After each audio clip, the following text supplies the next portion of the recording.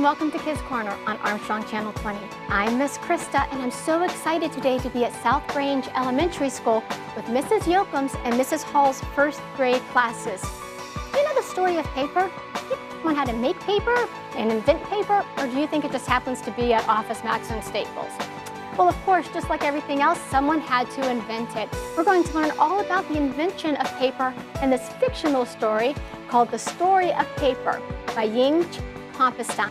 After that, in honor of paper, we are going to make our very own Chinese paper fans. I hope that you love our book and our craft, and if you would like Armstrong to come to your school, have a grown-up email us at channel20, that's channel20@agoc.com. I think I hear our classes now. Let's finish getting ready.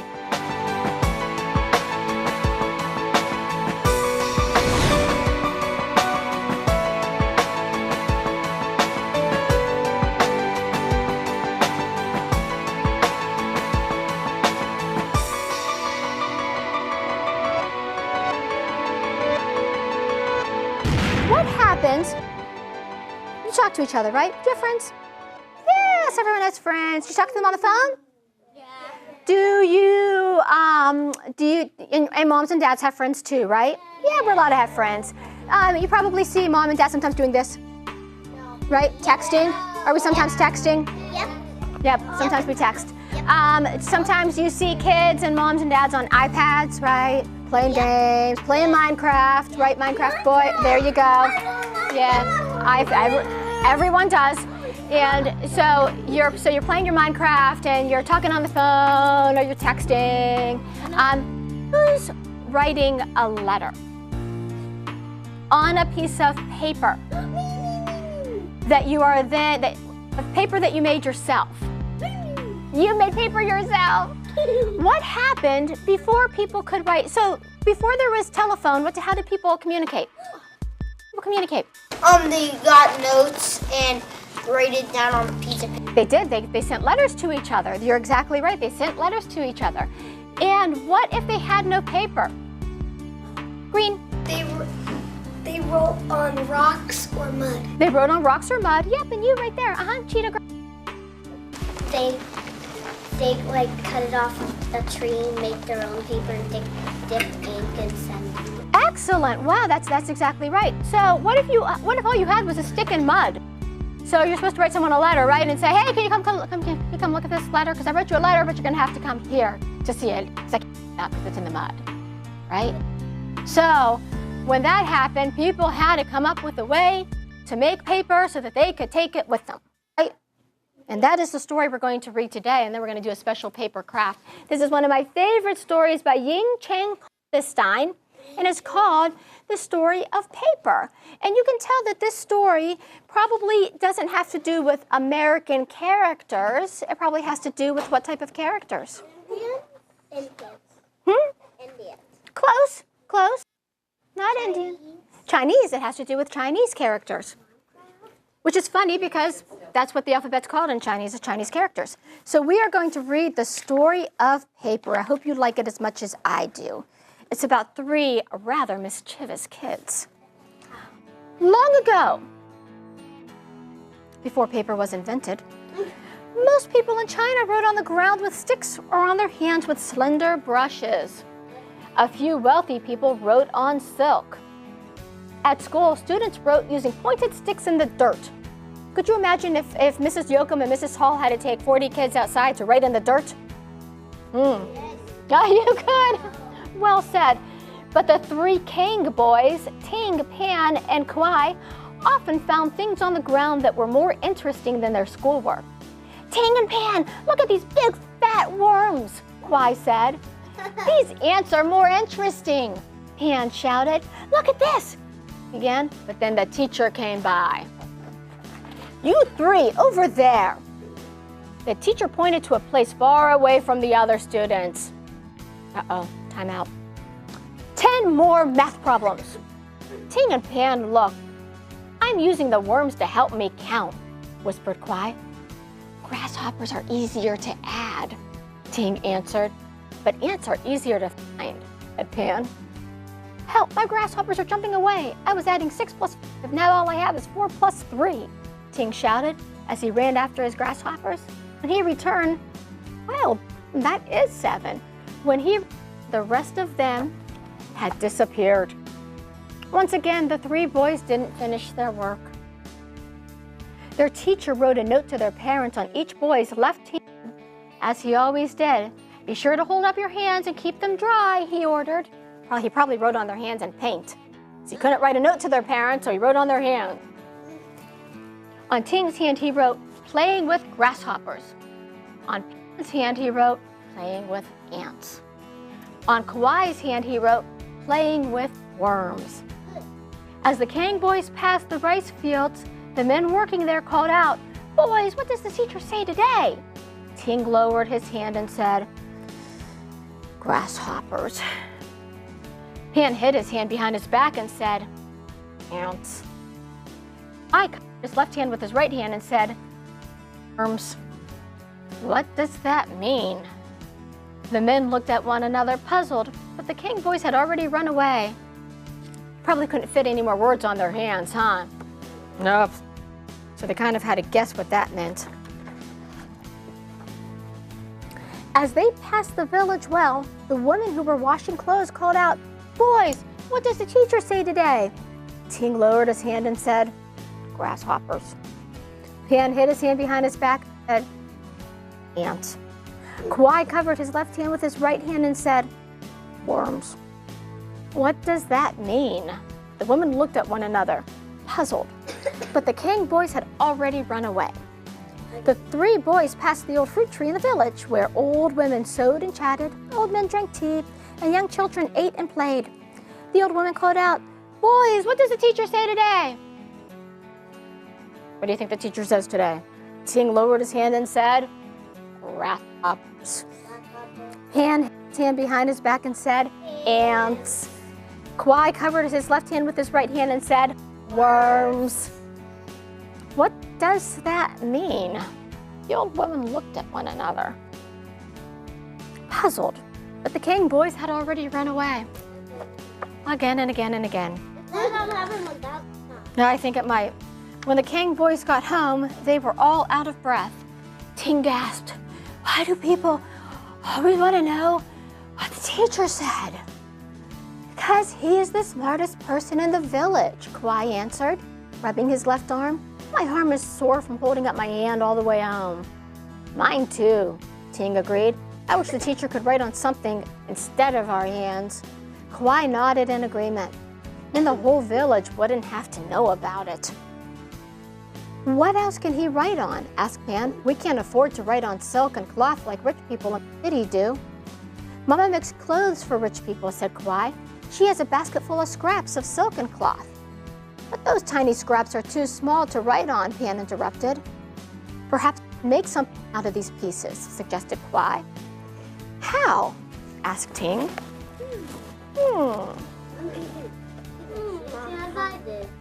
Are you starting to think about how they might be able to do this? Papa and Mama Kang walked into the courtyard. What is this we hear about ants, worms, and grasshoppers? Asked Mama. Were you boys playing on the ground again instead of doing your schoolwork? Papa asked. What are we to do with you boys? Mama complained. The 3 boys quickly lined up in front of Mama and Papa with their heads bowed. Those bugs like to play with us, said Kauai. If only we could write on something besides the ground. Yes, those naughty bugs keep teasing us. I tried to add them up, but they jumped away, Ting added, standing behind Kauai. Papa and Mama looked at each other. Inside. They don't sound very different from kids today, huh? Mama and Papa don't sound very different from parents today. Now we have to make rice cakes. We'll talk about it after, said Papa. But we won't have time to play again today, Pan whispered to his brothers. Let's hurry and pound the rice, said Kauai. After we spread the mash to dry, maybe Mama will let us play marbles. Kauai used a wooden pestle to mash and beat the rice in a big wooden bucket. This is easy, he said. Mama has soaked the rice for 2 days, so it's soft and easy to mash. Papa, Mama, and Pan carried 3 bamboo frames into the courtyard.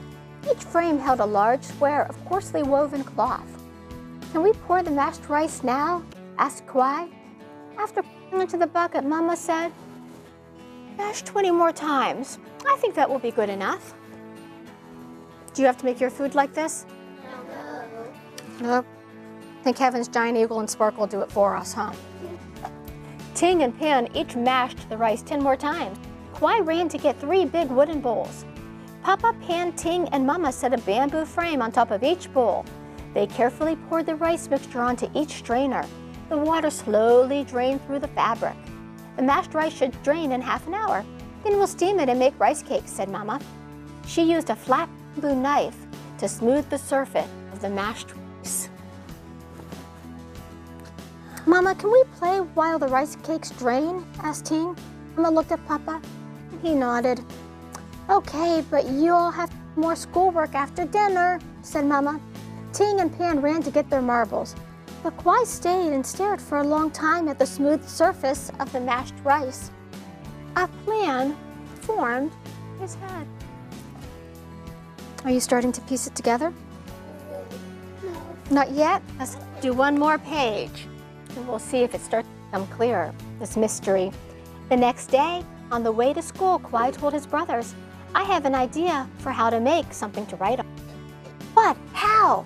asked Ting and Pan with great interest. "Did you notice how smooth the surfaces of the rice cakes were yesterday? They were almost as smooth as the surface of silk," said Kwai. "You can't fold a rice cake. It's thick and sticky," said Ting, sounding disappointed. "I don't want to write on a rice cake. I want to eat it." Pan smacked his lips. "What if we use something other than rice?" asked Kwai. He told his brothers his plan. That night, after Mama and Papa fell asleep, the 3 boys quietly went into action. Kwai put a big basket of Mama's small pieces of silk and other cloth into the wooden bucket. Pan poured in a big bucket of water to soak the fabric. "What about adding some bark and twigs?" Ting asked. "It'll give a good flavor." "Why not? I threw 2 handfuls of twigs and bark into the bucket. I bet some wood slivers and leaves will give the stew a delicious taste too," exclaimed Pan, throwing in a handful of leaves and wood slivers. "They're making stew? They're making soup?" Ting and Pan started to giggle. Kwai quickly covered the mouths with the hands. "Shh, be quiet. You'll wake up Mama and Papa."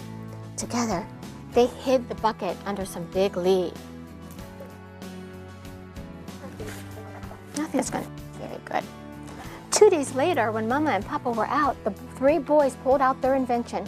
"Ting, make sure you beat and mash all the fabric," said Kwai. They took turns beating and mashing the mixture into a pulp. "My arm hurts," complained Ting. "I think the mash is ready for the next step."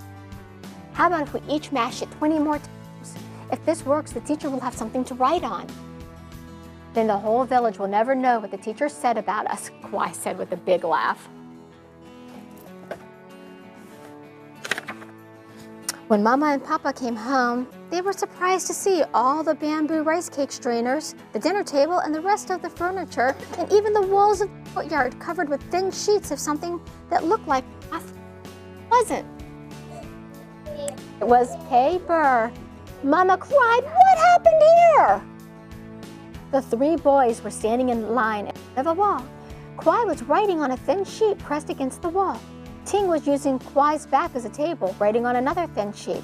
And Pan was writing on yet another thin sheet on Ting's back. After the boys explained their invention to Papa and Mama, the King family decided to present these thin sheets to the teacher. The next day at school, the teacher wrote his first note to Mama and Papa using one of the sheets. He wrote, "I am going to present the boys' invention to the Emperor." The teacher carefully folded the sheet and handed it to Kwai. "Today, nobody will know what the teacher wrote except us," said Ting. "I want everyone to know about our invention," said Kwai as he slowly unfolded the teacher's note. Me too, agreed Ting and Pam. The 3 boys took turns reading the teacher's note above their heads as they slowly walked through the village with big smiles on their faces.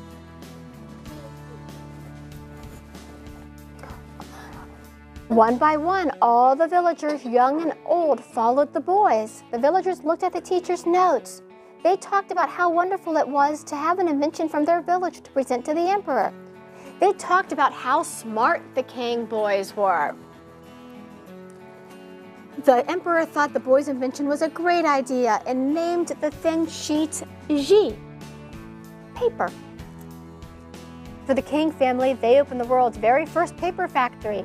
The King boys seldom got into trouble at school because they no longer had to do their work on the ground. Now they had more time to play with grasshoppers, ants, and worms at home. So, what's interesting about this book is, why did they want to invent paper to begin with? They want to invent paper. Because the boys were getting their hands rated on, and they had to put their hands up. And they didn't want anybody to know what it meant. Yeah, so they didn't want anybody to know what they were doing wrong, so they thought if he had paper, they could hide it, right? So have you ever heard the saying, see a need, fill a need? Have you heard that before? From a movie. It's from Robots, which was a really cool movie, really cool cartoon. But see a need, fill a need means people usually don't invent things until there's a need for it, right? How do you think a spoon got invented? Why do you think a spoon got invented? Not how, but why? So people didn't have to use their hands. Pardon? So people didn't have to use their hands. So people didn't have to use their hands, right? See a need, fill a need. How do you think that buckets got invented? So they don't have to use their mouth. Whatever, right? Yeah, so they don't have to keep going down to the river every time they wanted to drink, huh? Yeah, they could get a whole bucket of water and drink from that for the whole family. That's right, see a need, fill a need. How do you think, or why do you think a car was invented? Why do you think a car was invented? So you couldn't have to walk to. Yeah, so you wouldn't have to walk, huh? And take your horse, that was slow. And you get somewhere faster. And you don't have to feed your car. How do you think that shoes, why do you think shoes were invented? Why do you think shoes were invented, girl with the deer? If your feet got cold, then you'd have to need shoes again. Right, yeah, so you have to have shoes for your feet so they don't get cold or dirty, right? See a need, fill a need. What else do you think? What do you think got invented? What about, I see you have a shoelace there. Why do you think shoelaces got invented? So your shoes don't fall off and step in cow manure. That's right, that's right. Yeah, so that your shoes don't fall off. See a need, fill a need. What about you? Why do you think headbands got invented? Because so your hair won't get in your face. So your hair won't get in your face. A need, fill a need. What about you? Let's see, how do you think a newer invention? You might not realize it's a newer invention. I do it, and Mr. Gregg and Mrs. Yoakum might realize it. The trays that you have in the cafeteria. The trays that you have in the cafeteria have like little compartments already in them. Why do you think that happened? You wouldn't have to carry them with your hands and then it all falls. That's right, so you wouldn't have to carry it with your hands. When I was a kid, they would give us individual plates to put on the tray. And then you'd have all these plates that either had to be washed or thrown away, so they were expensive. You were wasting a lot of stuff that you just had to throw away, or you had a lot of stuff you had to wash. So by creating it just right inside your tray, that's your one step. Need, fill a need. Well, we are going to see a need and fill a need pretty soon here, and that is going to be, even though we might not realize it, the weather is bound to get hot one day, right? Get warm, and then warmer, and then warmer, and then hot, and then hotter. And when it gets hotter, of course, all us girls are going to put our hair back in a ponytail, right? See a need, fill a need. That's why ponytail holders were invented, so Miss Krista wouldn't be too hot. And then you're still hot. So you start to Sweat. yes, and what else? What am I doing? Purple girl. Fanning myself. But we can't fan ourselves without a fan, and sometimes you don't have time to run to the Walmart and get a fan, which is fine. You know why? You just make your own. Would you like to do that? Oh, yes. Well, we are going to make our very own paper fans in honor of the King brothers, and that way you'll always have a way to fan yourself. And what's cool about these fans? You can make them from any type of paper. You can make them from newspaper if you wanted to. So you can make fans all summer long.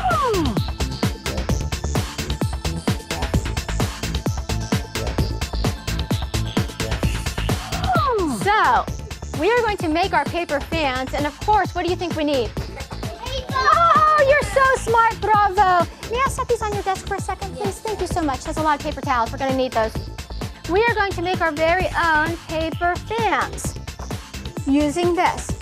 This paper is much longer than it is wide, right? Can you see that? That it looks long, like a scroll almost, right? Like Santa's list. It looks almost like Santa's list, right? So the reason it's longer than wider is so that when we fold it up,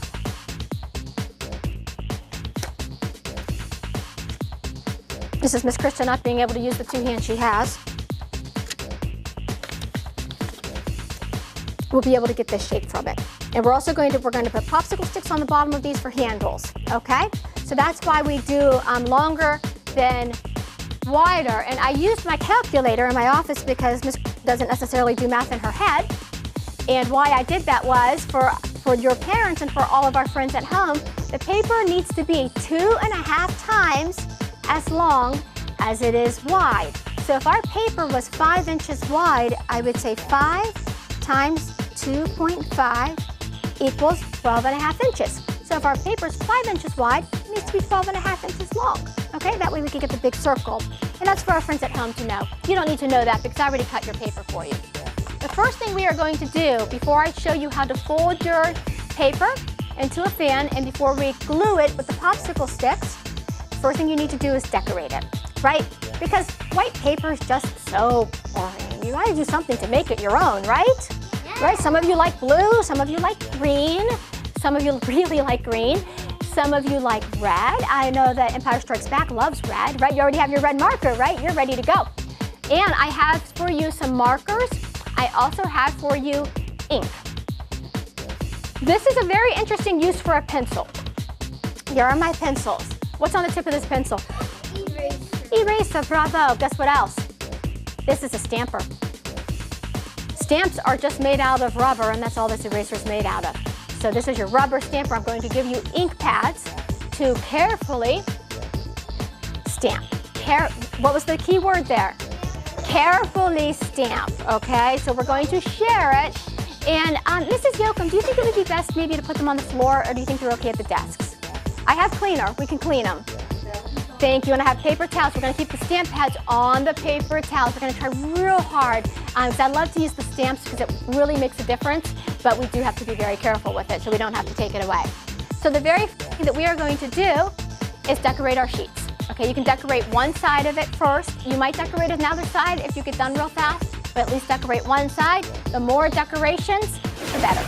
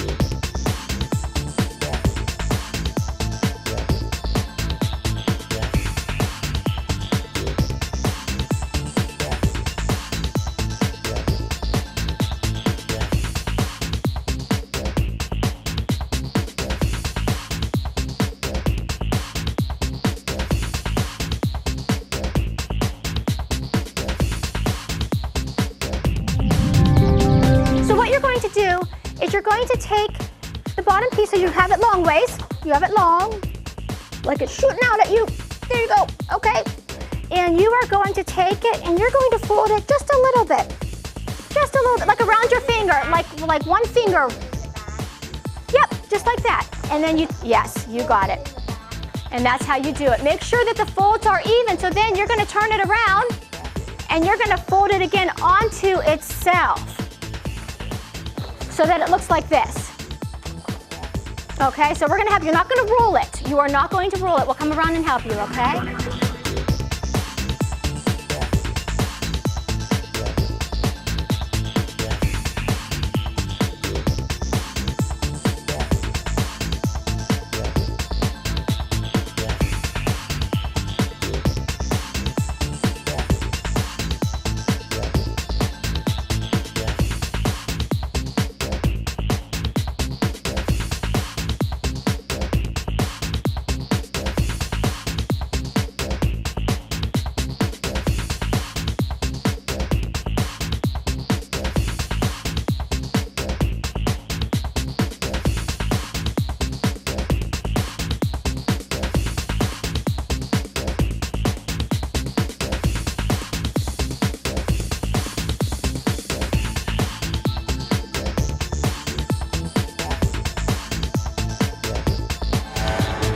So here we're just getting ready. Glue, and this is tacky glue. So I use tacky glue is it is very, very sticky, but it is going to dry quicker than regular glue. So when you're doing a project, it's kind of a make and take project where you have to have it completely finished. It can't dry overnight or anything. Tacky glue is a wonderful resource. I'm putting it in mini muffin cups, real muffin cups. And I'm doing this because one, it's easy for me to transport them around. Two, you get a lot of them for a little bit of money.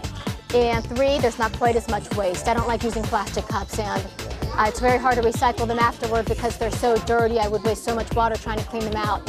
So this is a nice solution.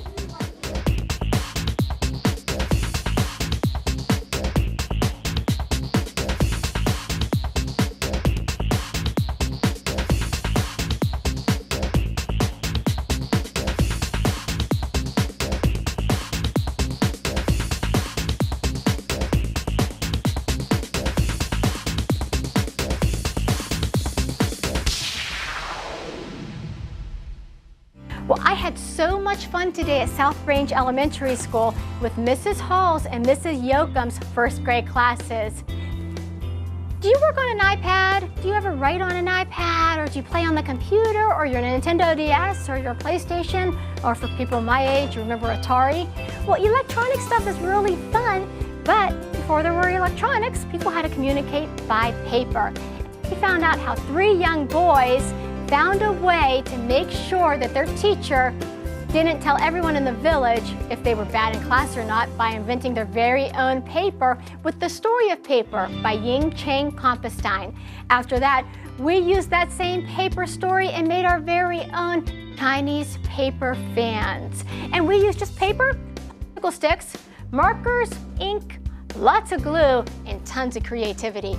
If you would like Armstrong to come to your school, have a grown-up email us at channel 20, that's channel 20 at agoc.com. This is Miss Krista for Armstrong Kids Corner. I hope you have a fantastic day.